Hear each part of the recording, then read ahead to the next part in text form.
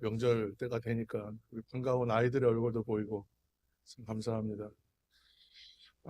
새해를 시작하면서 우리 1월 한 달 이제 처음 시작할 때 한 해의 시작에 대한 선포의 말씀을 시작하면서 생활 시리즈가 됐어요. 어떻게 하다 보니까 처음에 이렇게 딱 기획했던 건 아닌데 어떻게 살아야 할까 우리 그 주제를 계속 생각하다 보니까 이런 생활 저런 생활 이런 생활이 돼야겠구나라고 하나님 말씀 인도해 주셨어요. 그래서 우리 둘째 주에 본받는 생활, 지난주에는 하나님을 사랑하는 생활, 오늘은 그러면 이제 승리하는 생활에 대한 말씀이니까 생활 시리즈가 됐습니다. 그래서 우리 이제 말씀이 다 아직 온라인에 있기 때문에 여러분들 말씀도 다시 한번 반복해서 한번 들으시면서 연결해서 한번 말씀들을 또 1월 달 말씀을 묵상하시면서 은혜를 새롭게 새기시길 바랍니다. 제가 신학교 초년생 시절이니까 90년대 초입니다. 90년대 초에 학년별 모둠별로 이렇게 모임별로 어떤 공연을 준비했습니다. 공연을 준비하면서 제가 이제 학교 이제 광나루에 있는 학교를 다녔는데 그 근처에 뭐 광장교회나 이런 교회들은 큰 교회들도 있지만 광장교회가 그나마 아마 제일 컸던 것 같아요. 근데 근처에 작은 군소교회들이 꽤 있었습니다. 그래서 지금도 그 교회들이 있는지 모르겠지만 근데 그때의 그 교회들의 이제 옛날 방식으로 한번 해보자 해가지고 여름 성경학교 하는 것처럼 초청하는 거예요. 교회들에 다 포스터를 이렇게 기독교 교육과 학생들이 여학생들이 이제 예쁘게 그려가지고 교회마다 붙이고 홍보를 했습니다. 그래서 아이들 보내주십시오 해서 우리 강의실로 아이들을 초청해요. 그래서 한 200명, 250명 가까이 아이들이 모였습니다. 왜 그랬냐면 공연을 했어요. 공연을. 그래서 각 모둠별로 작은 공연 하나씩을 준비해서 발표하듯이 그렇게 했어요. 근데 저희가 했던 것은 인형극인데 인형 따로 대사 따로 있는 그런 인형극이었습니다. 그래서 인형 세트를 만드는데 뭐 청계천을 다 뒤지고 하여튼 열심히 했던 기억이 납니다. 그때 주제가 뭐였냐면 다윗과 골리앗 이야기였어요. 제가 골리앗 목소리를 제가 연기했습니다. 그때 아마 강호동 개그맨 강호동이 아주 가장 인기가 있는 사람 중에 하나였기 때문에 제가 강호동 성대모사 하면서 하니까 애들이 막 웃고 난리라고 해서 막 신이 나서 더 열심히 했던 기억이 납니다. 그만큼 유명한 이야기예요. 그렇죠? 다윗과 골리앗의 이야기는 교회 다니지 않는 사람 다 아는 너무나 유명한 이야기. 그래서 하나의 대명사처럼 되어 있고 어떤 비유할 때마다 뭐 골리앗과 같다, 뭐 다윗과 같다 이런 얘기를 하지 않습니다. 근데 그 가운데에서 말씀 읽다 보니까 의문이 하나 들더란 말이죠. 그래서 성경은 상상력으로 읽어야 될 때가 있거든요. 그래서 사무엘상 17장 40절 말씀인데요. 여러분 화면을 보시면 이렇게 되어 있어요. 손에 막대기를 가지고 시내에서 매끄러운 돌 5을 골라서 자기 목자의 제구 곧 주머니에 넣고 손에 물매를 가지고 블레셋 사람에게로 나아가니라 그랬어요. 돌이 5개입니다. 돌이 5개. 그래서 요즘에 뭐 5개입니다. 이렇게 광고하는 거 봤는데 돌이 5개예요. 왜 5개일까? 제 생각에는 다윗은 분명히 돌 하나로 한 번에 넘어뜨린다라고 일사가고 그러는 것처럼 한 번에 일격필살하겠다. 아마 이런 각오로 저는 분명히 나갔다고 생각해요. 혹시 실수할 수도 있으니까 뭐 2개쯤 준비할 수도 있지 않을까 뭐 이런 생각도 하지만 돌을 굳이 5개를 가지고 간 이유는 뭘까? 생각해 보는 게 되는 것입니다. 이 질문에 대해서 성경은 답을 알려주지 않습니다. 그러나 우리가 추측은 해볼 수 있다. 이건 뭐 추측입니다만 첫째는 우리가 만나는 블레셋이라는 나라의 구성이 5개의 도시의 연합이잖아요. 그렇죠? 그래서 뭐 가드, 가사, 아스글론, 아스돗, 에그론 이런 5개 부족 또는 5개의 도시 국가의 연맹체입니다. 블레셋은. 그래서 블레셋은 이렇게 5개가 항상 이름이 같이 다녀요. 그러니까 오늘 골리앗은 가드 출신이에요. 가드 대표예요. 가드 대표. 그러면서 동시에 아마 가장 이제 덩치가 크고 유명했기 때문에 블레셋 전체를 대표해서 나와 있지만 그는 가드 출신이란 말이죠. 그래서 아마도 부족마다 대표들이 만약에 나올 수도 있잖아요. 그래서 1번, 2번, 3번, 4번, 5번 그렇게 해서 돌 5개 누가 나오든 몇 사람이 나오든 각 대표가 다 나오더라도 난 다 무너뜨리겠다. 그런 마음이었을 것이다 라는 하나의 생각을 해보고, 또 하나가 이제 오늘 이 말씀을 보니까요, 사무엘하 21장 말씀에 보면 시간의 간격이 조금 있지만 21장 22절 말씀 여러분 한번 보시기 바랍니다. 21장 22절 함께 읽습니다. 이 네 사람 가드의 거인족의 소생이 다윗의 손과 그의 부하들의 손에 다 넘어졌더라. 아멘.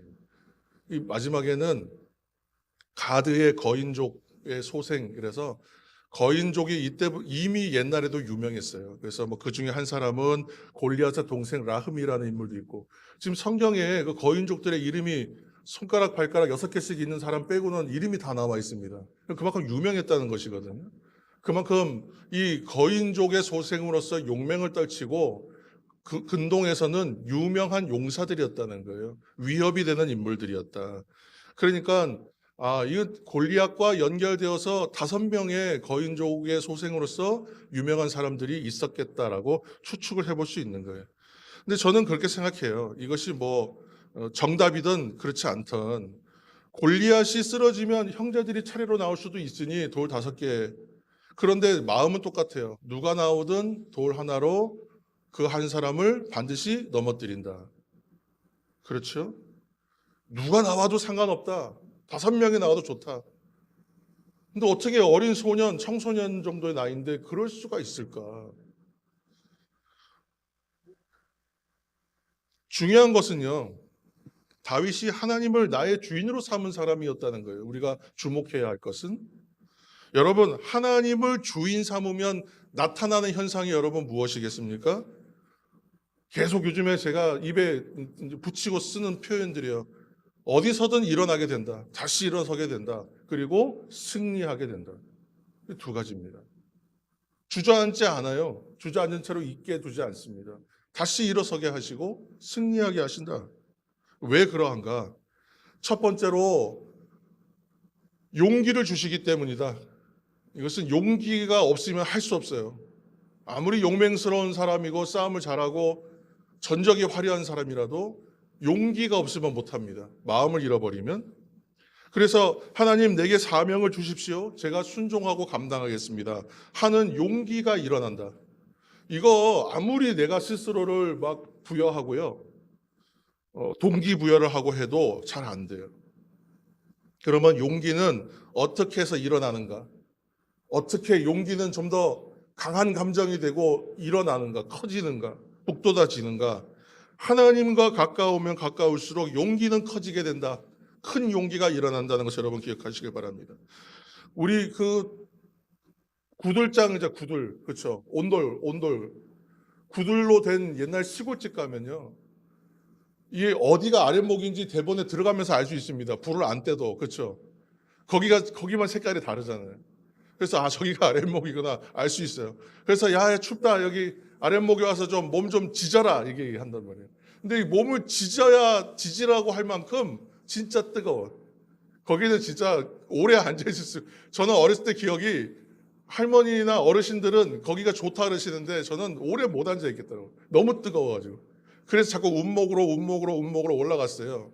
그런데 한번 잠을 자보면 아랫목은 절절절절 끓는데 운목은 어떻습니까? 거기는 진짜 뭐 좀 과장해서 말하면 물 한 잔 이렇게 자리께 물로 갖다 놓으면 물이 언다 할 정도로 이 온도 차이가 심하게 나는 옛날 시골집 그랬단 말이죠. 내가 힘쓰고 애써서 되는 것이 아니라 아랫목에 가까울수록 뜨겁고 윗목으로 갈수록 추운 거예요. 그것처럼 하나님과 가까우면 가까울수록 풍성해지는 것입니다. 그리고 하나님과의 거리가 멀면 멀수록 차갑게 되고 얼어붙을 수밖에 없는 거예요. 냉랭해진다, 얼어붙게 된다. 예수님께 가까이 가면 풍성해지는 것입니다. 그 다윗의 능력, 다윗의 용기는 어디서부터 나오냐? 하나님과의 거리에서 나왔다는 거예요. 이 거리감에서 나왔다. 지금도 우리가 아무리 신앙생활 오래 했고 연륜이 깊다고 하더라도 예배 떠나고 기도의 자리 떠나고 찬송의 자리 끝나고 떠나고 신앙의 자리 떠나면 그 신앙 없어지는 겁니다. 내 힘으로만 되는 것이 아니라는 거예요. 그 영혼은 위축되고 얼어붙게 되는 거예요. 아무리 내가 힘을 써도 애를 써도 그건 회복이 안 됩니다. 그래서 신앙은 첫 번째로는 하나님을 향하여 방향성이에요. 그러나 그 다음은 뭐겠습니까? 거리와 위치예요. 속도의 문제는 별로 우리는 신경 쓰지 않는다 그랬어요. 그러나 거리와 위치예요. 내가 얼마나 가까이 있는가? 내가 얼마나 먼 포지션에 있는가? 그것이 중요하다는 것이죠. 내가 어디에 서 있는가? 내가 왜 날마다 주께로 더 가까이 우리 찬송하겠어요? 가까이 가야 되기 때문에. 가야 살기 때문에. 능력받기 때문에 그렇습니다. 거기서 능력이 임하기 때문에 그래요. 우리 구약 성경에서 가장 두려운 말이 이가봇이라 했어요. 이가봇. 하나님의 임재가 떠났다. 영광이 떠났다. 이가봇이에요. 하나님 영광의 임재가 있다. 쉐키나. 하나님의 영광이 임재가 있으면 사는 것이고 떠나는 것이고 출발하는 것이고 힘을 얻는 것이고 일어나게 되고 승리하는 것이고, 그리고 하나님 영광이 떠나버리면 어떻게 돼요? 없는 거예요. 아무것도. 단절되는 거예요. 그래서 성경에서 가장 두려운 표현은 이가봇이에요.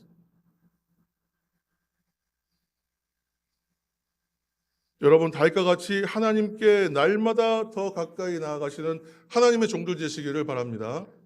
모두가 골리앗과 거인들, 이 블레셋이라는 대적 앞에서요 다 두려워했어요. 그래서 막 앞에 와서 막 뭐 이렇게 조소하고 그렇게 하는데도 아무도 못해, 다 고개 숙이고 있었어요. 그런데 이 다윗이라는 이 어린아이 하나, 소년이 용기백배하고 있다. 주님과 가까이 있기 때문에 용기가 있다는 것이에요. 이 아이가 특별한 어떤 재능을 받은 것이 아니라는 것입니다.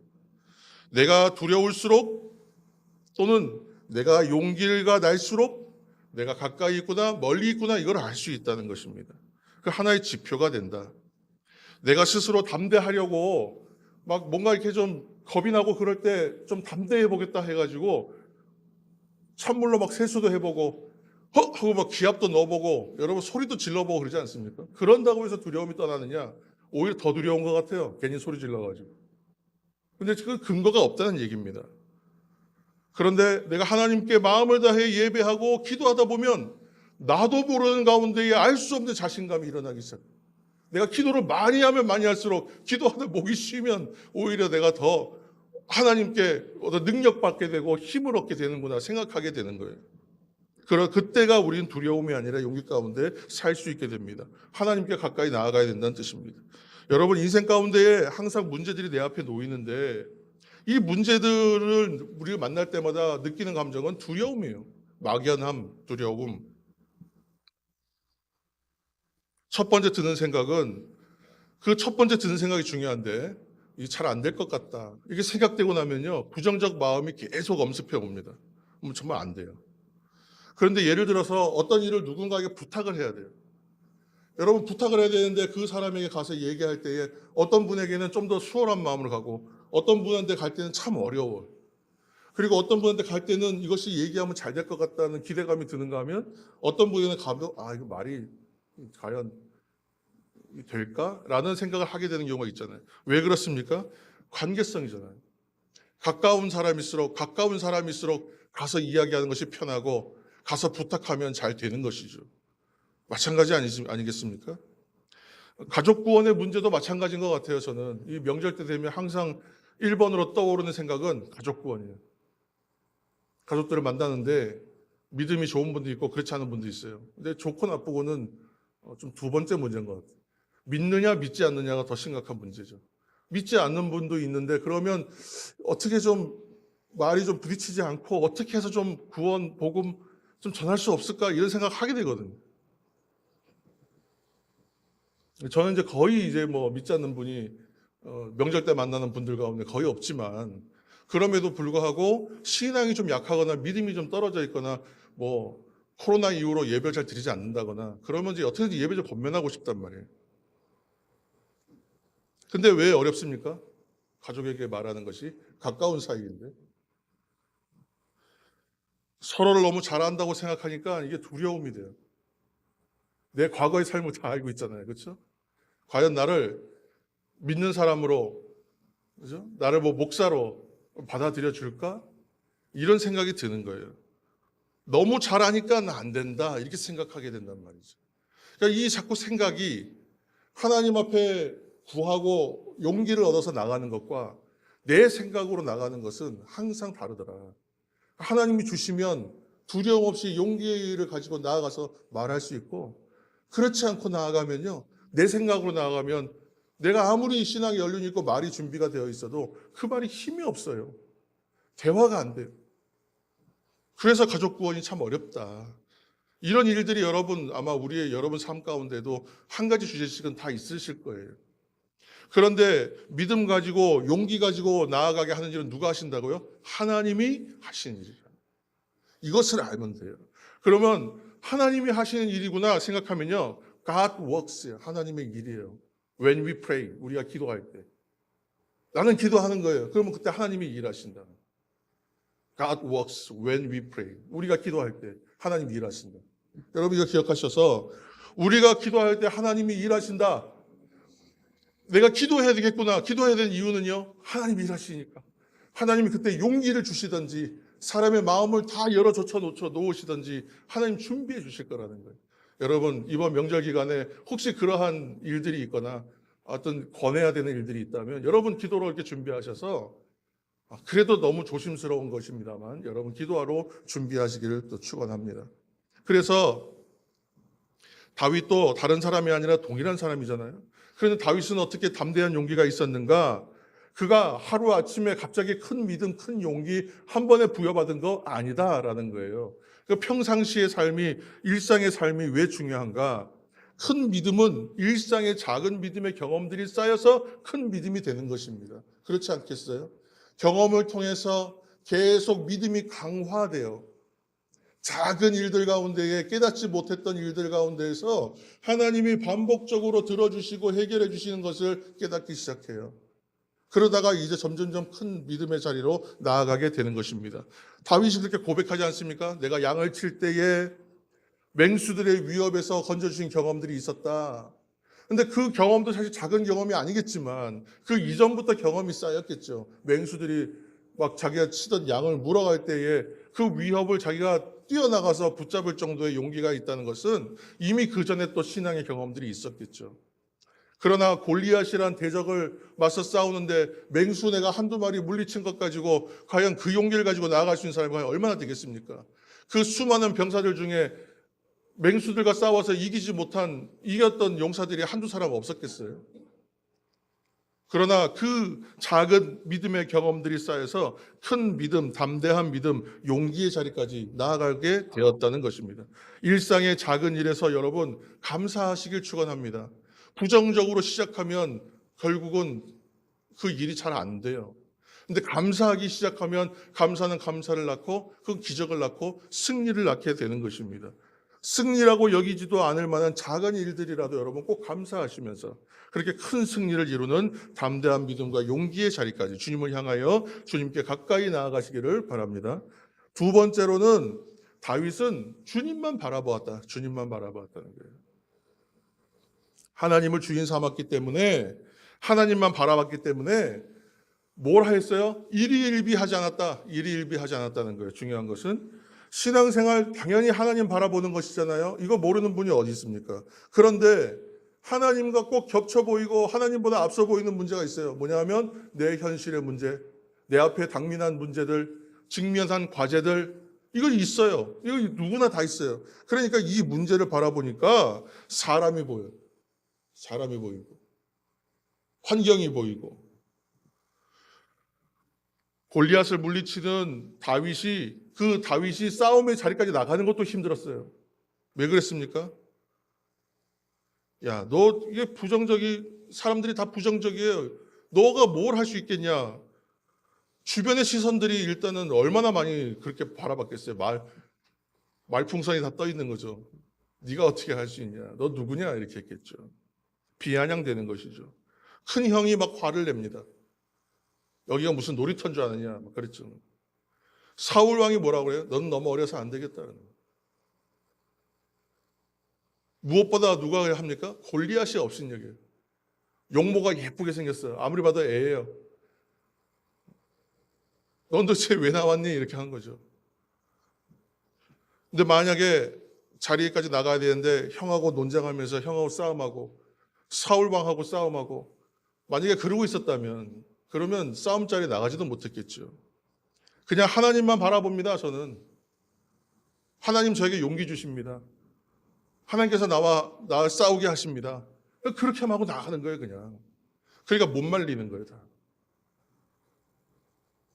17장 45절, 우리 사무엘상 유명한 말씀이죠. 오늘 이 말씀 한번 읽겠습니다. 17장 45절. 다윗이 블레셋 사람에게 이르되 너는 칼과 창과 단창으로 내게 나아오거니와 나는 만군의 여호와의 이름 곧 내가 모욕하는 이스라엘 군대의 하나님의 이름으로 내게 나아가노라. 아멘. 주님만 바라보고 나아가니까 승리하게 되더라. 목적이 분명한 사람은 목적 보고 가는 거예요. 그렇죠? 주님 바라보는 사람은 하나님 앞에서 하나님의 능력을 구하는 것입니다. 그때 승리가 있습니다. 다윗과 주변 사람의 차이가 무엇입니까? 모세와 출애굽 백성들의 차이가 뭐죠? 모두가 하나님 앞에 있는 사람들이에요. 그 당시의 사람들은요, 우리보다 성경, 하나님의 모세오경, 토라에 대한 지식들이 많은 사람들이었단 말이죠. 믿음 있는 사람 많았을 거예요. 그런데 하나님 앞에 정기적으로 기도하고 하나님 앞에 나간 사람 많았을 텐데, 그런데 다윗과 모세는 무엇이 달랐는가? 모두 다 하나님 앞에 나아가는 사람들이었지만 다윗과 모세는 늘 기도의 사람이었다는 것이 중요합니다. 백성들은요, 하나님 앞에 나아가지만 무엇을 들고 나갔냐면 불평하고 원망 가지고 나갔어요. 하나님 이거 왜 이렇습니까? 이렇게 들고 나갔어요. 왜 이거 없습니까? 이거 왜 안 채워주십니까? 왜 물이 없습니까? 그런데 다윗과 모세는요, 감사로 나갔다는 거예요. 하나님 영광을 위해 나갔다는 거예요. 하나님께서 하신다는 믿음과 신뢰 가지고 나갔다는 거예요. 여러분, 우리가 불평과 원망이나 부정적인 감정이 아니라 감사로 나아가야 되는 이유는 무엇인가? 그래야만 모세와 다윗처럼 승리할 수 있기 때문에 그렇습니다. 바리새인과 세리의 기도의 차이도 난 그거와 비슷하다고 생각해요. 하나님께 나아간다는 것은 무엇이겠어요? 하나님 어떠한 분이십니까? 보시는 하나님이라 했어요. 하나님 어떠한 분이십니까? 하나님은 들으시는 하나님이라 했어요. 다 아시고 다 보시고 다 들으시는 하나님. 그 하나님 앞에서 다른 말이 필요 없어요. 그러니까 세리는 주여 내가 죄인입니다. 가슴을 치는 거예요. 하늘을 우러러보지도 못하고 가슴을 칩니다. 그저 나를 불쌍히 여겨주고 긍휼히 여겨주옵소서. 하나님께서 결핍되고 부족한 것을 모르시겠습니까? 놀라운 방법으로 채워주시고 다 도와주시는 거죠. 여러분, 세 번째로 다윗이 승리할 수 있었던 것은 함께하는 사람들이 있었다. 함께하는 사람들이 있었다는 거예요. 오늘 이제 이야기 가운데 나오는 본문가에 나오는 이야기입니다. 동역자여 조력자들이 함께 일했다는 것입니다. 하나님을 바라보는 사람, 하나님을 주임 삼은 사람은 함께한다. 한 목표를 바라보는 사람들이 모이게 되어 있습니다. 한 목적을 가진 사람들이 합목적성이라고 그러잖아요. 함께 모이게 되는 거예요. 하나님 바라보는 사람은 모여요. 하나님 바라보는 사람이 함께 모인 것이 공동체요, 교회입니다. 그 공동체는 동역자가 돼요. 다윗이 아둘람 굴에 있을 때 400명 모였고요. 조금 지나니까 그 모임이 600명 됐어요. 처음에는요, 그냥 불황자들, 사회 부적응자들, 그런 사람들이 여겼단 말이에요. 그런데 이 사람들 가운데 정말 많은 용사들이 쏟아져 나옵니다.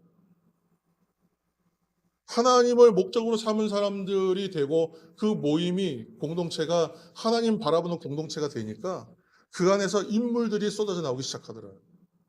하나님이 쓰는 사람이 다윗만 있는 게 아니라 2번, 3번, 4번 쏟아져 나오기 시작하더라고요. 그러니까 다윗이 혼자 싸우지 않아도 되는 거예요. 다윗이 골리앗과 싸울 때는 혼자 싸웠어요.